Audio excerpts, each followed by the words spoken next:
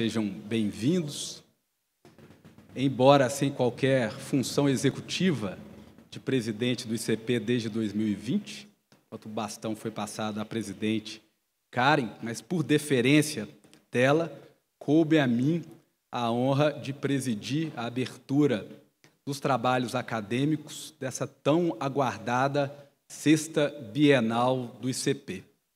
E nada melhor do que fazê-lo ouvindo um dos maiores processualistas penais do Brasil, professor Jacinto Coutinho.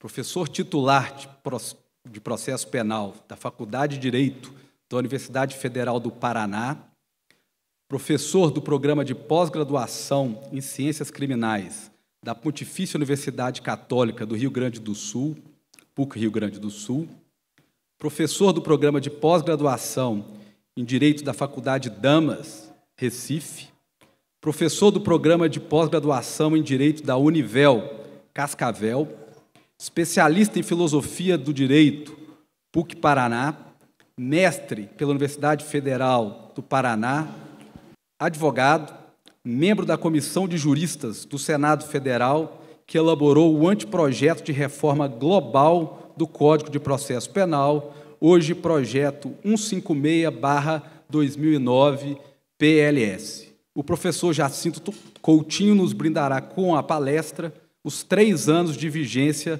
do pacote anticrime. Professor Jacinto, com a palavra.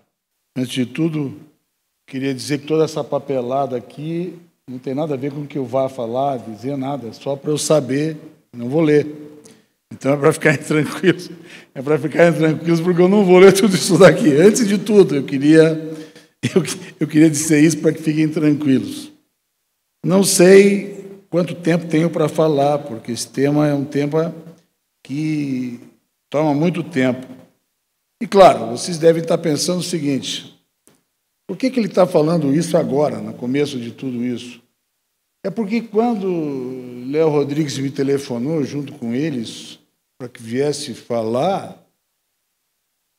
o que você imagina quando você é convidado para falar? Um auditório, plateia, um lugar para falar. Eu chego aqui, eu já vim aqui várias vezes comer, né? Nós já encontramos aqui nos almoços. Enfim, os amigos sabem disso, já vim aqui. E esse prédio é maravilhoso, etc. Tal. Essa luz negra tem um ar de boate, velho. Não é o auditório da PUC, da Federal. Que história é essa? Não é bem assim, não é alguma coisa meio para mim assim. Então eu queria que me perdoassem dessa forma meio assim estranha de tratar disso. Bom, eu queria, para começar mesmo, saudar a querida presidente Karen Merrich, dizer que foi sempre muito bom participar do ICP com ela e não só homenageá-la pelo discurso que fez, mas pela alusão carinhosa à Comissão de Jovens Advogados, enfim, que a Amanda preside, Amanda do Lázaro preside. Porque eu sou testemunha disso, né? Eu sou testemunha disso. Afinal, eu fui um dos escolhidos para participar daquela famosa final, eu, Juarez Tavares, foi sensacional, né? Porque esconderam tanto que no final nem nós sabíamos quem tinha ganho. E eu tive que perguntar para as meninas e fui descobrir que eram de Londrina, etc. E tal. Enfim, foi muito legal, mas aquilo é alguma coisa que, a mim, parece ser mesmo uma inovação que deve ser. E, de uma certa forma, deu uma visibilidade no país inteiro para o ICP, que, em pese, já tivesse, desde o tempo do Canedo, desde o tempo da ministra Jane, ministra, né? Ela devia ter sido ministra, vocês sabem disso. Enfim, isso tornou o ICP mais forte, mais conhecido, que para mim é um orgulho poder estar aqui. E queria dizer a vocês todos que eu tenho tantos amigos aqui que eu não tenho como saudar todos, naturalmente. Lembro, claro, do meu querido Léo Yaroshevsky, porque participamos juntos de um grupo no WhatsApp de um grupo muito singular no WhatsApp cá entre nós, e que faz com que pulse meu coração em relação a ele e ao grupo que nós participamos, de modo tal que, por ele, queria que todos se sentissem abraçados, não é? Do Léo, a todos. Enfim, todos grandes amigos. Bueno, queria ver se conseguia tratar desse tema dos 3 anos de vigência do pacote anticrime sem, talvez pensei nisso, sem vulgarizar a própria crítica. Digo isso porque a minha esperança verdadeira é que nós possamos, a partir de 1º de janeiro, retomar um espaço democrático, inclusive em relação à estrutura criminal com a qual nós operamos o direito. Então, essa minha análise, que não quero que seja longa, ela pudesse ser muito longa, está voltada justo para esse ponto, ou seja, eu não queria que ela fosse só crítica, que ela poderia ser só crítica. Em todas as direções, eu diria, que ela mostra um pouco aquilo que nós estamos vivendo. Mas eu não queria que fosse assim. Eu queria, na verdade, que o que eu vou tratar pudesse servir para que nós, no ano que vem, possamos começar a retomar. Nós vamos ter que começar a retomar. E fazer muito esforço para poder, juntos, voltar a um espaço democrático, inclusive, ou talvez principalmente na nossa esfera. Não esqueçam de uma coisa, talvez, se eu tivesse mais inglês, teria dito ao Quentin, né?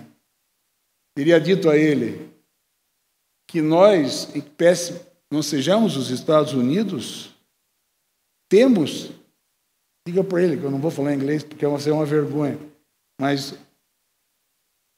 diga para ele que nós temos, em que não sejamos os Estados Unidos, 914.681, se não me falha a memória, presos. E esse, enfim, é o resultado do sistema, ponto. Esse é o resultado do sistema. Assim, ninguém entra lá sem uma ordem do juiz, ninguém sai de lá sem a ordem do juiz, a não ser quando foge. Porque não é muito simples, diga de passagem. Não é? Nesse meio estamos nós.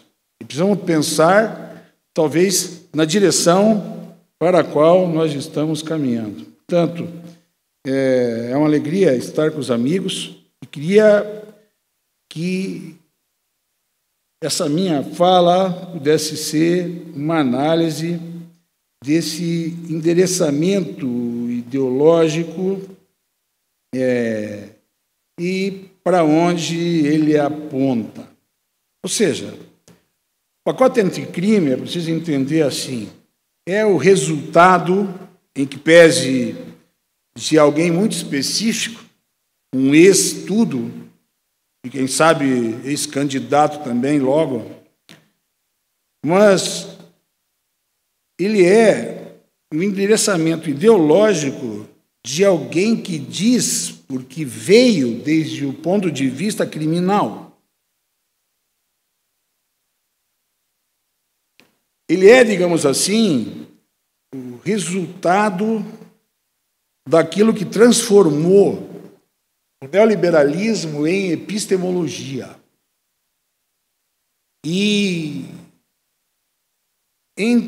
tendo sido levado junto com a globalização para o mundo, resultou numa estrutura global de trânsito.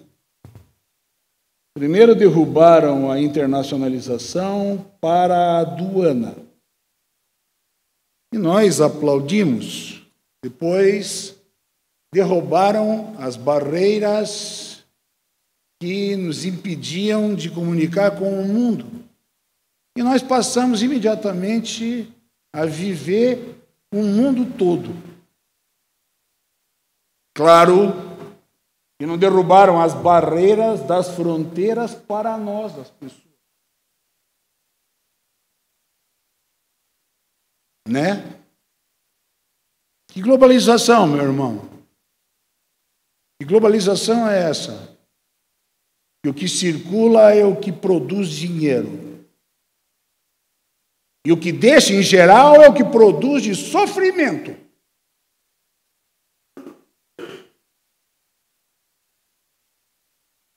Está, porém, dentro desse contexto de uma racionalidade eminentemente neoliberal, tomada como epistemologia, e que se propaga ainda em todos os campos, está aí dentro a famosa lei americana para os estrangeiros, a famosa FCPA. Todo mundo sabe do que eu estou falando, mas, em compensação, todo mundo sabe que, por conta dela, os tentáculos dos norte-americanos vão muito além do Rio Grande, vão muito além das fronteiras. Mas não é que vão muito além por conta da jurisdição e chegar lá, José, Santiago, da lei chegar lá. Quase que eu me perco no que eu estava falando. Não da possibilidade da lei chegar lá, mas da própria estrutura ideológica entrar lá. E isso veio não por conta das imposições econômicas, isso veio porque o G7+1, tinha mais um naquela época, hoje banido, digamos assim, mas tinha mais um naquela época, o G7+1, constitui o grupo de ação financeira. E desde aí passa a trabalhar insistentemente num modelo de estrutura de repressão à criminalidade, tomada como a criminalidade macro. As 40 recomendações do GAFI é algo que nenhum penalista pode deixar de lado, nenhum. Porque lá, de uma certa maneira, está a matriz ideológica com a qual nós trabalhamos hoje no foro. Nós e o mundo. Por trás disso, claro, está a possibilidade, de um lado, de se chegar aonde se quer, e se chegar com a justiça criminal onde se quer, e, de consequência, de fazer os acordos que possam ser mais significativos. Não adiantou dizer nada, que da Petrobras não se levou nada. Porque quando a defesa da Petrobras na Operação Lava Jato foi de que os empresários tinham assacado a Petrobras, quando eles estavam dando dinheiro para a gente da Petrobras, quando isso foi dito como defesa nos Estados Unidos, só restou um acordo de milhões e milhões pelos quais todos nós pagamos. Por trás disso tinha uma ideia, de que pudesse ter já ali alguma notícia que se dava de uma maneira diferente, de uma maneira diversa. Mas era disso que se tratava. Tanto que foi necessário sair correndo lá para fazer um acordo. Da mesma maneira que tantos outros assim o fizeram. De qualquer maneira, eles criaram essa lei e estruturaram a base que tem para o direito penal do mundo e para, principalmente, o processo penal do mundo, a partir da ideia de que precisavam de proteção para eles. Para eles. E, claro, o foco disso estava dirigido a uma questão para a qual não se tem solução. O mundo nunca achou solução para isso. Porque, antes de tudo, é um problema social, mas é também um problema individual. Eu estou falando da corrupção. O dilema deles é que eles, com leis duríssimas para eles mesmos, não teriam, e não têm, é verdade isso, como concorrer com os nacionais, se os nacionais ganham a partir da propina que pagam.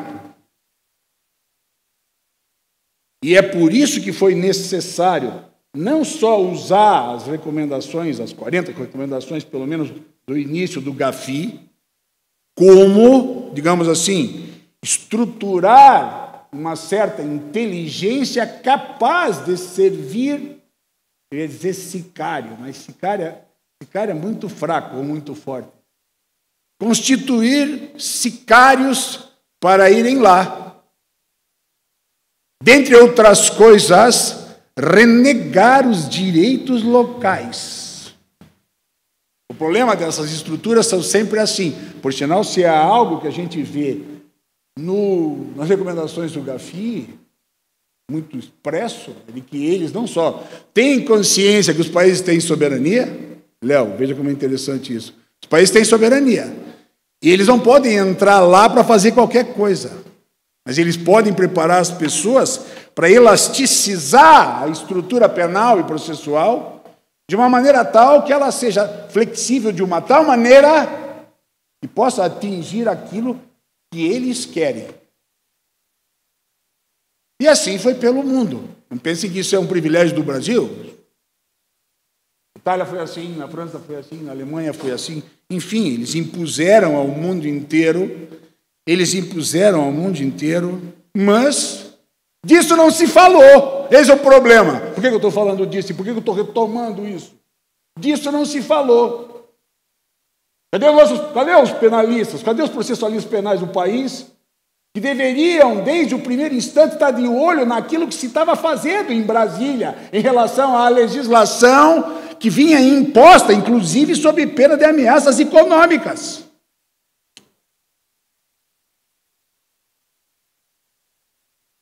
Se eu duvidava alguma coisa disso, parei de duvidar quando li uma matéria, vocês podem perguntar amanhã para ele, uma matéria de um famoso advogado norte-americano, trabalhou com o DOJ, enfim, que sabe das coisas, e que, no dia 27 de maio de 2019, deu uma entrevista para o Pedro Canário, do Conjur, na qual ele diz, entre outras coisas, não existe a menor dúvida de que a FCPA seja uma arma de política externa dos Estados Unidos.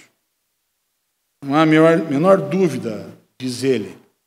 Mas não para nisso, vai adiante.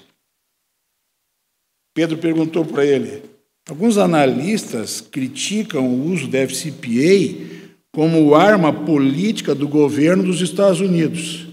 E ele, Billy Burke, respondeu sem pejo, porque aqui o problema todo está nisso, não é o cara responder, é o cara responder a verdade, o cara diz. Ou seja, quase como um ato psicanalítico, assim, diz.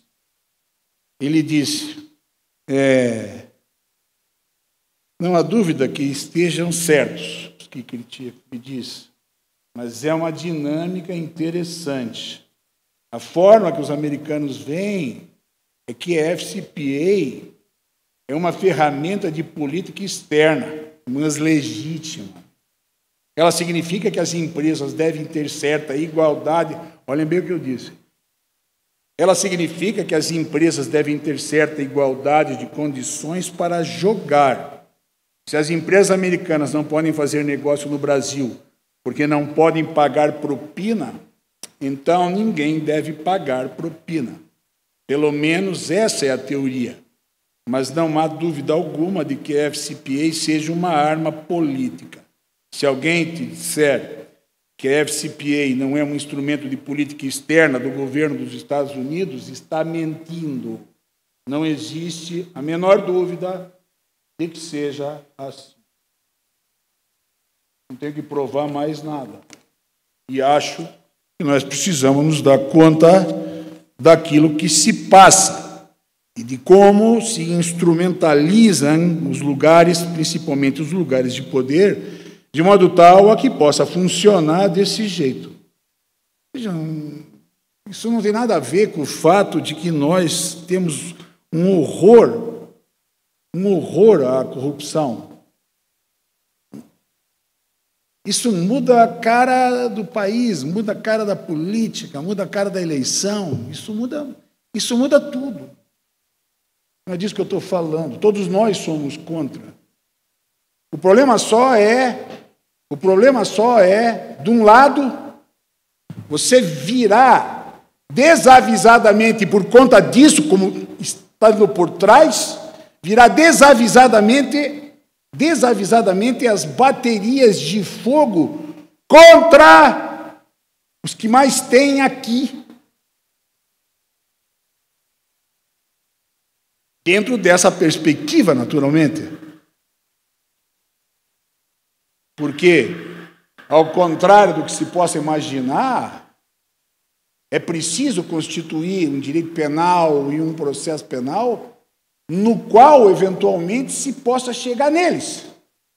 E disso nós sabemos desde sempre. E por isso nós lutamos desde sempre. Mas o preço a pagar é o limite dos direitos e garantias individuais, dos quais desponta a legalidade e pelos quais todos nós lutamos. O final do discurso da desembargadora foi exatamente esse, é sempre assim.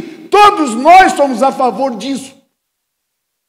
E não estamos dispostos a julgar com a hipótese de que os fins justificam os meios.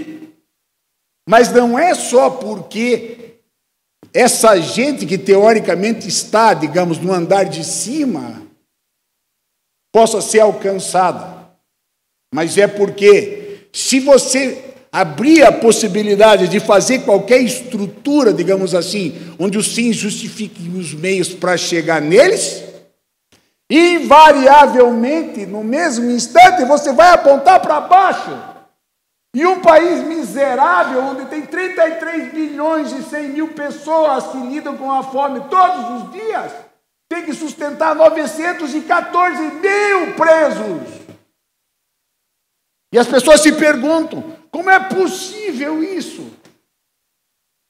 E, no entanto, todos entram pela ordem do juiz e só saem pela ordem do juiz. É dentro do sistema, no qual, claro, o lugar do juiz é, por excelência, o lugar do poder. Se é assim, percebam, tem alguma coisa que,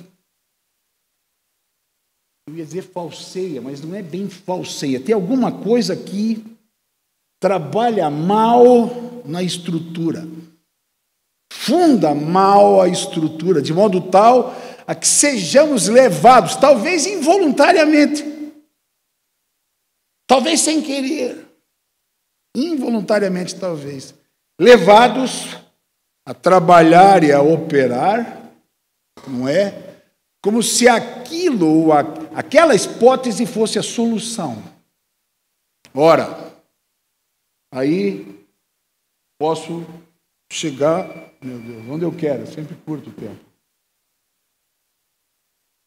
A Lei 13.964, infelizmente, na véspera do Natal de 2019, é um exemplo típico disso que eu estou falando. Ela vem meio que se ninguém se dá conta daquilo. Discutimos muito desde o nome, porque todo mundo sabe como é que você endereça alguma coisa para um juiz e chama de anticrime. Não é? Ou seja, ela vem com essa perspectiva. Vocês lembram como aconteceu? O governo assumiu, o ex foi para o ministério, não é? Queria deixar uma marca, digamos assim, uma marca talvez como ministro.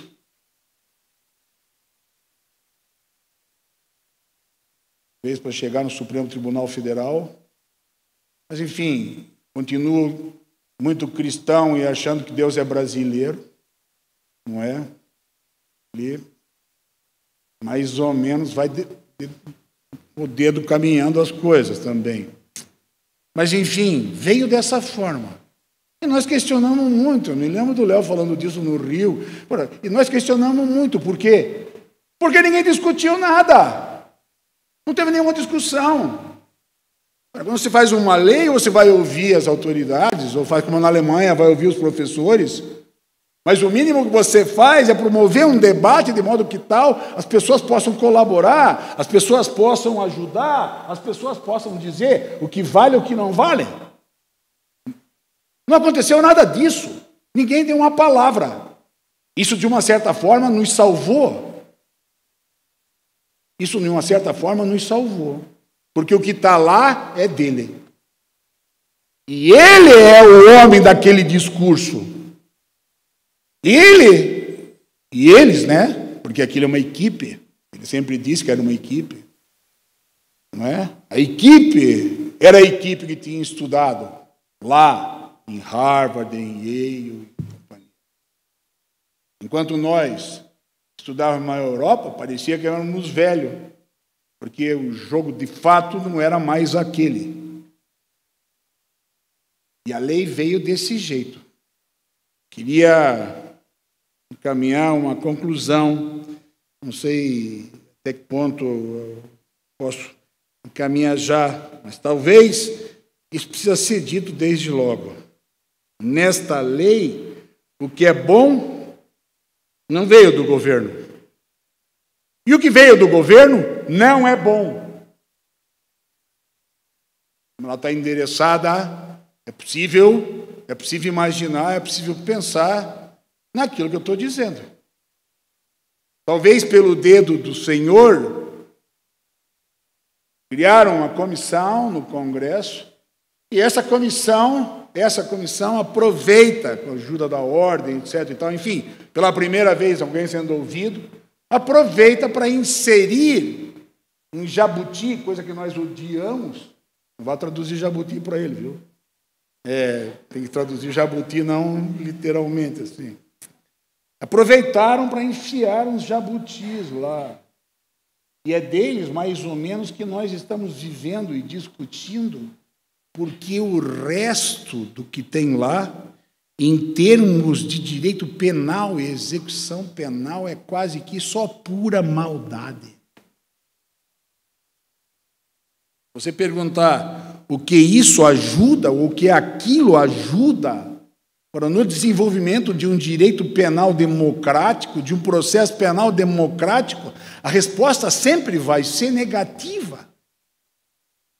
Sempre vai ser negativa. Agora vejam.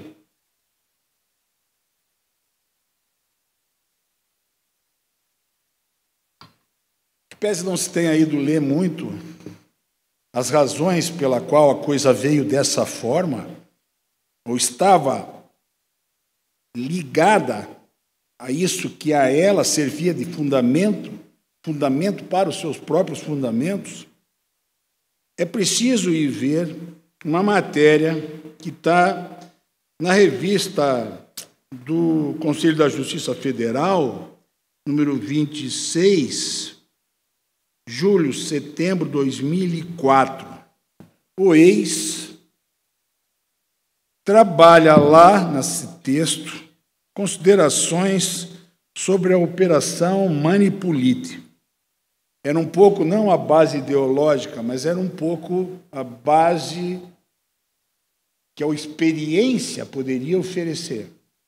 Não vou correr com as coisas, não vou demorar, mas queria só pontuar 3 passagens que estão nesse texto. Isso diz respeito a uma... Recomendaria vivamente que vissem considerações sobre a Operação Manipulite. Por quê? Porque aqui está como se fosse um catálogo do ideário de alguém que, marcado por aquela base epistêmica, sugere o que se deve fazer e como se deve fazer. Ninguém está inventando isso. Está no texto. Então está lá. É possível ler sem que se tenha nenhum problema. Escolhi 3 frases para que se pudesse, talvez, entender isso. A primeira diz, numa conclusão do item 3, do item 2, a independência judiciária, interna e externa, a progressiva deslegitimação de um sistema político corrupto e a maior legitimação da magistratura em relação aos políticos profissionais foram, portanto, as condições que tornaram possível o círculo virtuoso gerado pela operação manipulítica. Ou seja, vejam como é interessante, né? Porque aqui está a base na qual se deve pensar. Ou seja, a independência do judiciário, seja a independência externa e externa, a gente sabe disso por Herbert Schmidt, por exemplo, diz respeito à deslegitimação de um sistema político corrupto. Portanto, é o sistema que é corrupto e tudo que está nele. Por que os italianos, de uma certa maneira, pensavam nisso, na manipulite? Porque quando as confissões e as delações começaram a aparecer, os partidos começaram a aparecer e só sobraram 2 partidos que estavam fora. O de extrema esquerda e o de extrema direita. Talvez de uma tal forma inexpressivos que se não deu bola nem dinheiro para eles. Os demais, todos estavam lá, que não significava que todos, de todos os partidos, estavam no mesmo movimento. Eu estudava em Roma, quando uma vez com o professor Paulo José da Costa, nós fomos jantar com um ex-professor da Universidade de Roma, Giuliano Vassalli. Giuliano Vassalli era simplesmente, nessa época, o mais importante penalista da Itália. Ele comandava, em pese não muito conhecido aqui, por exemplo, ele comandava tudo. Ele foi ministro da Justiça. Digam se havia a mínima possibilidade de alguém como Antônio de Pietro pensar que Giuliano Vassalli fosse um corrupto. Antes dele, deputado por uma vida, Giuseppe Bettiol. Norberto Bobbio, senador. Vejam como a coisa se alastrou, né? É assim como você dizer, a laranja ruim apodrece todo o cesto, não é? Aquela coisa que disse o desembargador Olival sobre a magistratura da Bahia. Professor Jacinto, pelo amor de Deus, não é possível que se pense que a magistratura da Bahia é corrupta. Porque 3, 4, 5 estão metidos em alguma situação. Isso é um negócio primário. Mas vejam como é necessário fazer o quê? É necessário generalizar, de modo tal a que você abarque a todos. E, de uma certa forma, é isso que sucede. Por quê? Porque o ataque ao todo de lá legitima o lado de cá. Isso, num país como a Itália, naquela época, talvez fosse possível, na passagem do comando do pentapartido para aquilo que foi depois Silvio Berlusconi. Mas para nós seria impossível. Porque nós, entre outras coisas, sabemos a luta do Brasil pela magistratura. Não é de A, de B, de C. Todos nós.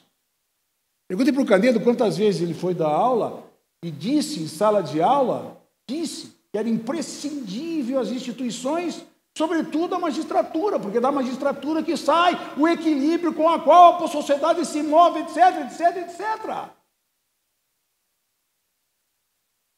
Você não se legitima assim, atirando nos outros.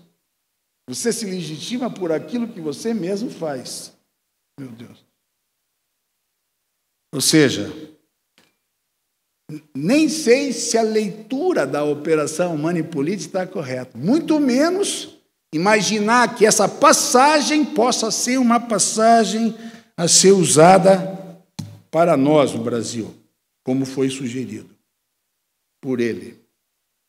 Segundo ponto, mais uma frase da página 59. Ele diz: as prisões, confissões e a publicidade conferida às informações obtidas geraram um círculo virtuoso. Eis o círculo virtuoso, qual era?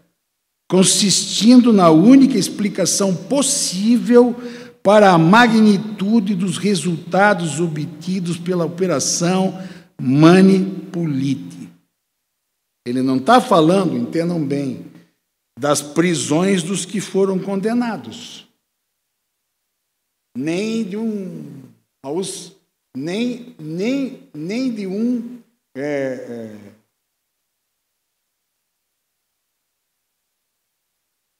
como era o nome do presidente da Montedison, da Ferrugem Montedison? Raul Gardini, que não suportou a pressão e bum. Ele não está falando disso. Ele está falando da prisão cautelar, usada como meio indiscriminado de fazer com que as pessoas falem. Se não é necessário, se isso não for suficiente, quem sabe a família também.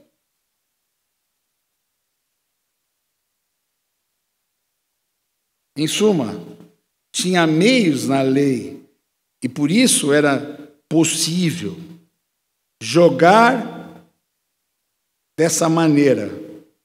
Por conveniência se prende, se retira a confissão, e isso se dá dando publicidade a ela. Essas informações movem tudo aquilo que leva ao que parece ser o grande ponto, que é a cooptação da população. Estou falando essas coisas porque nós vivemos isso no dia a dia. Nós todo dia vivia isso. Todo dia a gente vivia isso. Ficava pensando, mas será que é preciso fazer isso? Será que era necessário? Mas nós estávamos vivendo isso. De onde esses caras tiraram isso?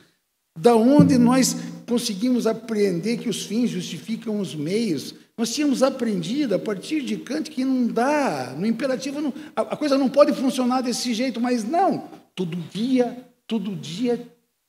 se alimentavam, todo dia se alimentava aquilo que parecia ser a salvação de todos, ou a salvação nacional. Não estou dizendo nada que possa ser estranho. Talvez para dizer, esse cara estava metido com o negócio e por isso ele não se iludiu.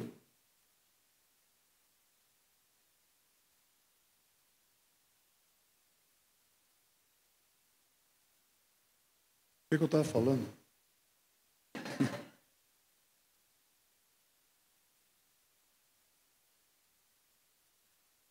Pensar no cartaz, saia.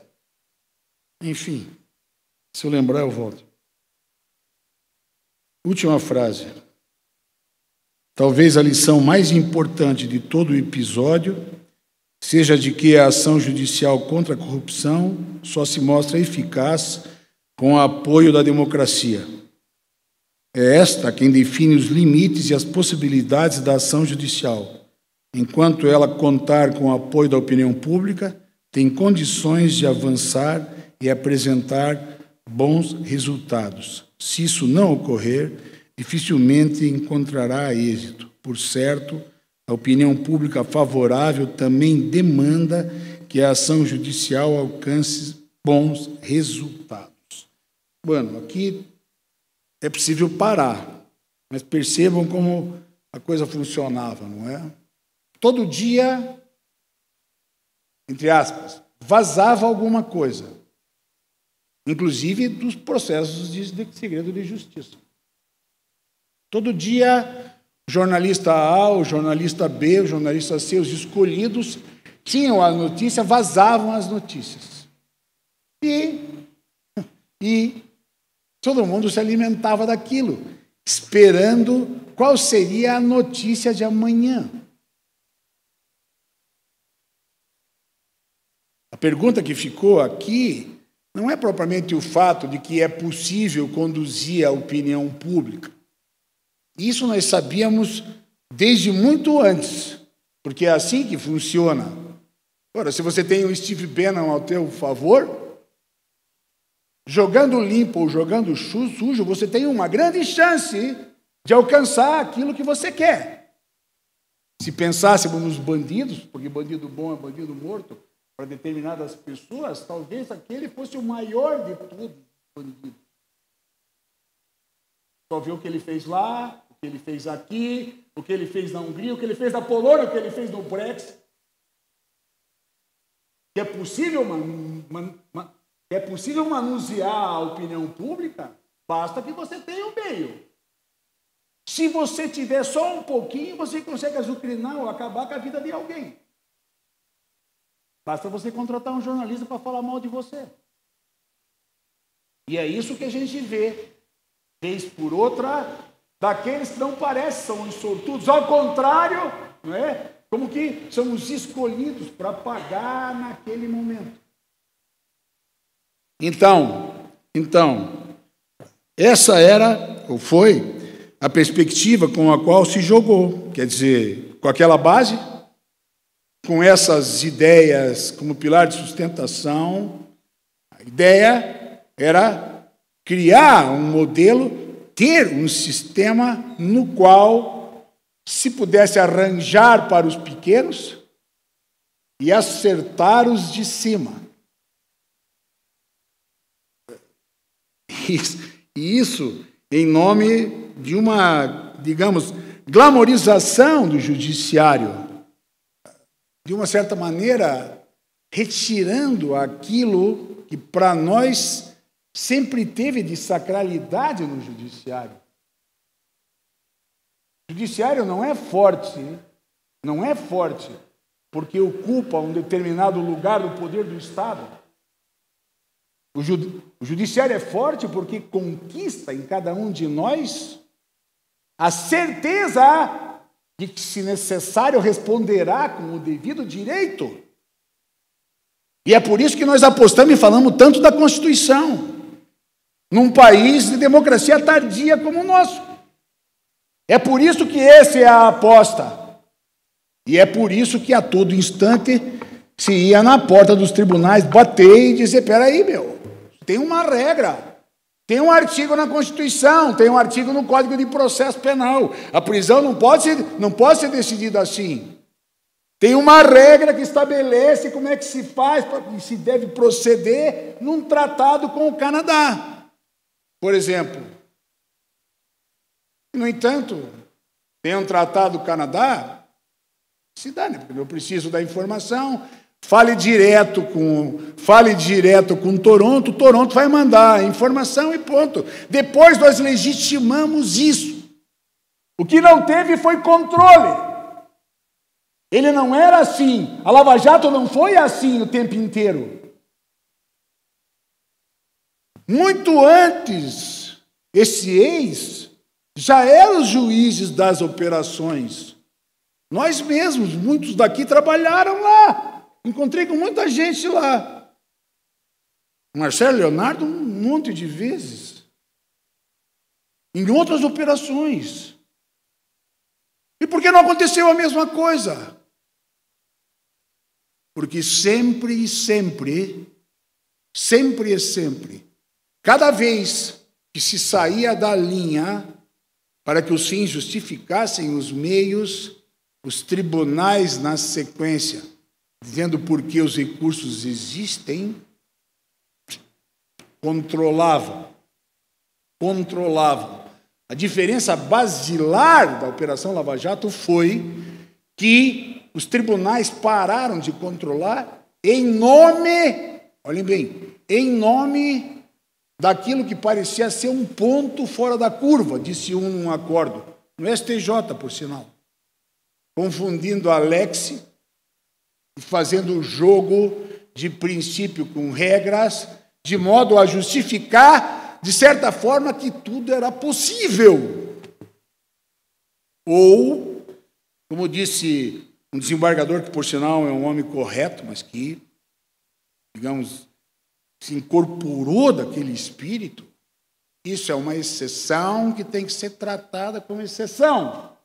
E, de consequência, nós sabemos o que significa esse lugar da exceção, ainda que eu possa entendê-lo como Schmitt, como direito. Mas, de qualquer maneira, nós sabemos como é e como funcionou. Nós vimos como funcionou. Era como se pudesse tudo. Era como se pudesse tudo. Inclusive, quando ficou patente que parecia ser uma estrutura de lawfare.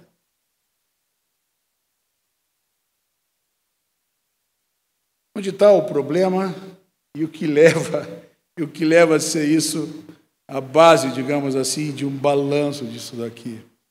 Ora, o que veio como proposta do governo, não só na área penal e na área da execução, produziu um grande estrago, porque é uma infinidade de maldades e se presta a atingir principalmente os pequenos.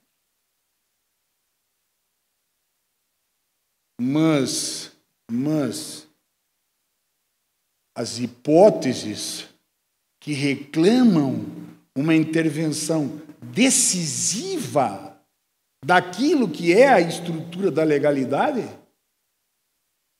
foram jogadas quase do colo do Ministério Público e da magistratura. Me digam o que foi um acordo de não persecução penal fundado numa ideia de plea bargaining, o qual nem se pode dizer que é alguma coisa de caramuru. Nada contra os índios, naturalmente. A dificuldade de manejar aquilo, a dificuldade de trabalhar com aquilo, sendo que aquilo é um dos institutos mais importantes na estrutura de um sistema de common law. Se quisermos ter uma estrutura acusatória, ela é imprescindível. Nós conhecemos suficientemente o modelo dos norte-americanos e daqueles que tentaram voltar atrás, dentre eles o Alasca. Simplesmente não dá conta. Simplesmente não dá conta. Então, aquilo é alguma coisa imprescindível com a qual nós precisamos manejar. Mas lá, talvez mais do que em nenhum outro lugar, apareceu aquilo que parecia ser exatamente o oposto, para não dizer o contrário, do que se pretendia com o Ministério Público na Constituição. Nós nunca vimos, Canedo, é verdade, aqui eu não sei, porque eu não sei de Minas, mas nós nunca vimos um Ministério Público tão punitivista, tão contra tudo, tão a favor de que se vá para a cadeia. Não um Ministério Público que pense em resolver a situação sem a cadeia.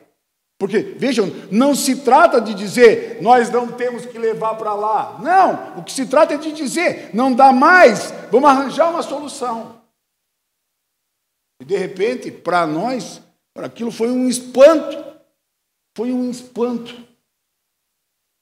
Porque foi muito complicado trabalhar e muito difícil.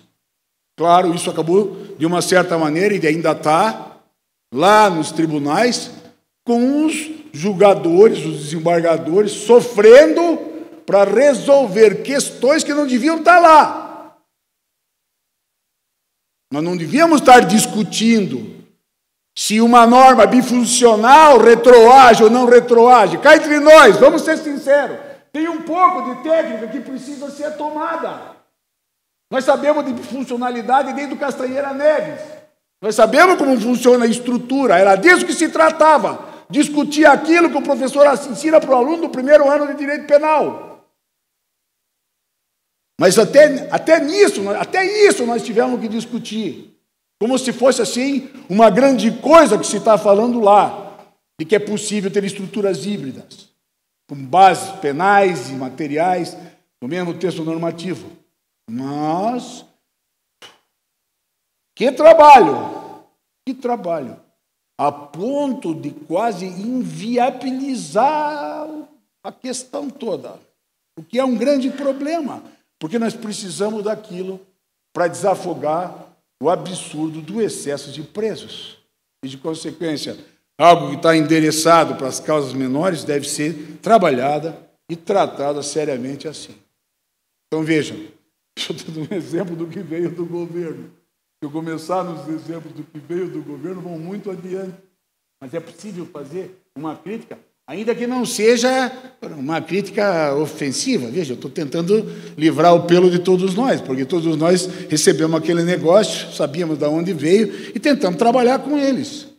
Olha, eu vi discussões no Tribunal do Paraná. O Tribunal do Paraná hoje é um grande tribunal, tem grandes juízes, doutores, etc. Enfim, gente de qualidade. Eu vi discussões lá, assim, deles tentando resolver os problemas, entendeu? Como é que nós fazemos para resolver o problema? Todo mundo metido numa tentativa de resolver o problema. Escuta aqui, velho, se tem uma lei, você não tem que deixar para o judiciário dizer o que está lá na lei, velho. Não é possível. Não é possível. 3 anos de pacote anticrime é 3 anos de sofrimento, nós tentando dizer o que está lá. Não porque nós não saibamos a estrutura da bifuncionalidade das normas. Não. Daquilo que são vazios a serem preenchidos das formas mais absurdas. E isso tem acontecido todo dia, não é? Porque o reflexo ficou. A gente tem visto, inclusive, as posições do Supremo Tribunal Federal. Né? Eu estou enganado.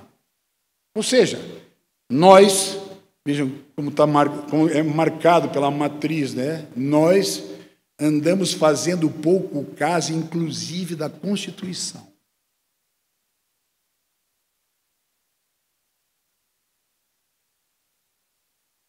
E aí, quando lá na política reclamam, nós somos obrigados a ficar quieto ou dizer, bom, nós esperamos sinceramente que a partir de 1º de janeiro possamos retomar aquilo onde direitos e garantias para nós, em que pese fosse meta optata, era algo que movia da nossa esperança, não é? O sonho, né? Nem todo sonho vira realidade, mas o que é realidade é o que decorre do nosso sonho, porque nos empenhamos lá para fazer com que aquilo pudesse ser a nossa regra. A mim perguntaram, quando vieram com a conversa do Supremo Tribunal Federal, e alguns penalistas tiveram essa ousadia de dizer, por que você não vai? Primeiro que eu tenho medo da minha mulher. E ela disse logo, se você for para Brasília, estou separada e ponto. Não tenho conversa. Ou seja, do jeito que eu sou, não acharia outra, naturalmente. mas uma das coisas... já termina a guriazinha da placa. Ela veio dizer que eu tinha que ir embora.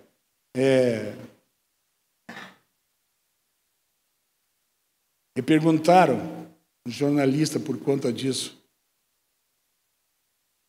como o senhor agiria lá? E eu disse, simples, a lei.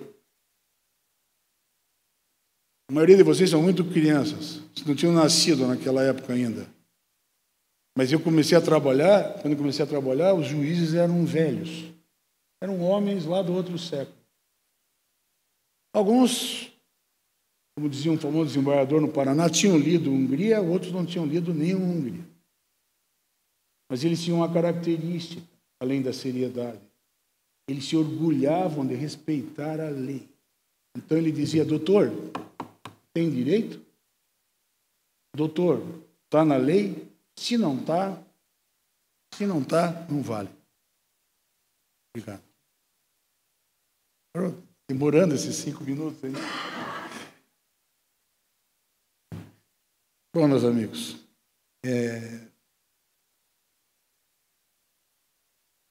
Essa não era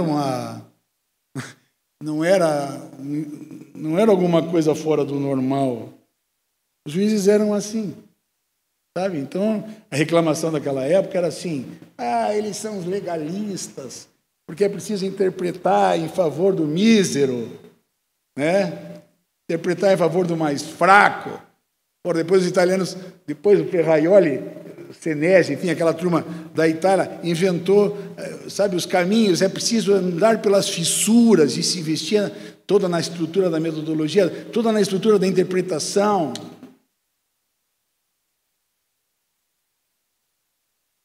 Mas todo mundo discutia sempre debaixo da lei. Under law. Estávamos todos nós no mesmo patamar, estávamos todos nós naquela direção. Pois bem, termino. Sobrou, para não me alongar, claro, foram as regras que diziam respeito ao juiz das garantias. Essa era a grande tentativa de trazer para que pudéssemos começar a pensar que um sistema processual só pode ser acusatório, independentemente da fonte ser inglesa, norte-americana, australiana, japonesa, não importa. E é assim por um motivo banal. Não vou nem falar do sistema inquisitório, mas ele é o nosso sistema. E sendo ele o nosso sistema, ele é, por excelência, um sistema injusto.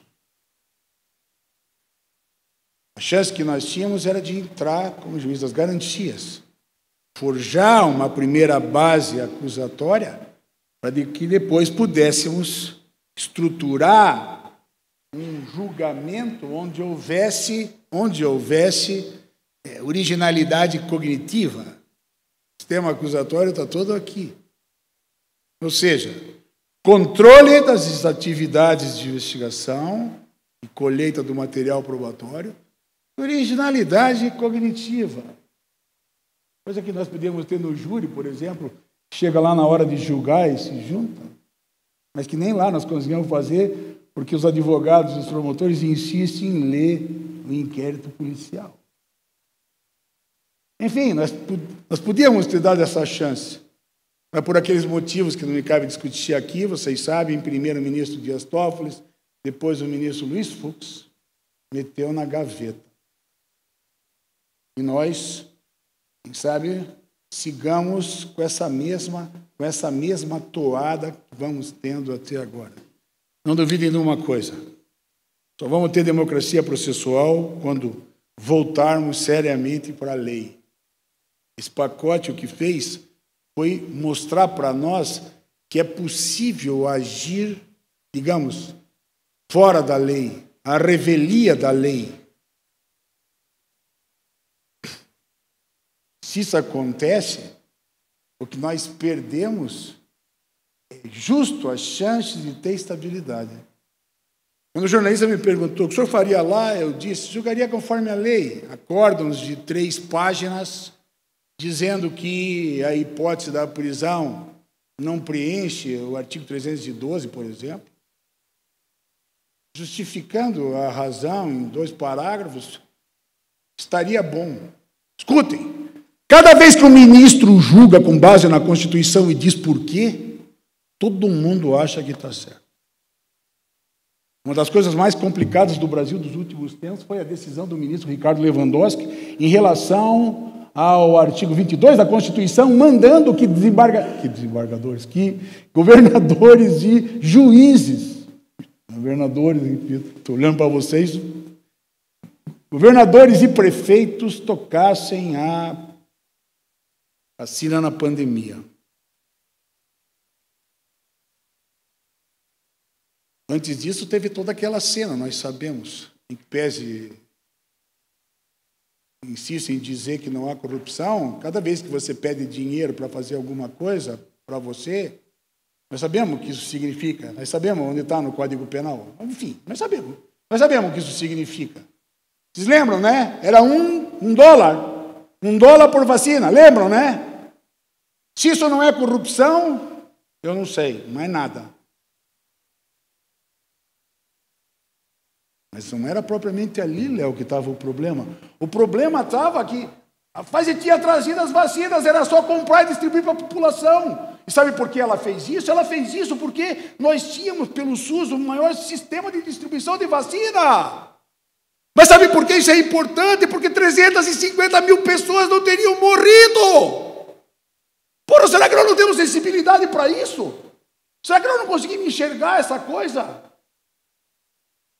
Mesmo os adversários do Supremo, porque agora está lotado deles, mesmo os adversários do Supremo, nessa hora tiveram que reconhecer que aquela decisão era conforme a lei e devia ser aplicada. Em suma, desculpem eu ter passado, fui além, mas, como eu disse no começo, gostaria sinceramente que nós tivéssemos aqui uma marca para podermos pensar o que o espaço criminal, o CPC é importantíssimo para isso, o espaço criminal pode arranjar, se Deus quiser, a partir de 1º de janeiro. Nós temos uma chance de voltar para o caminho da democracia, mas ele só terá um sentido concreto para todos nós se voltarmos para baixo da lei. Viva o Brasil!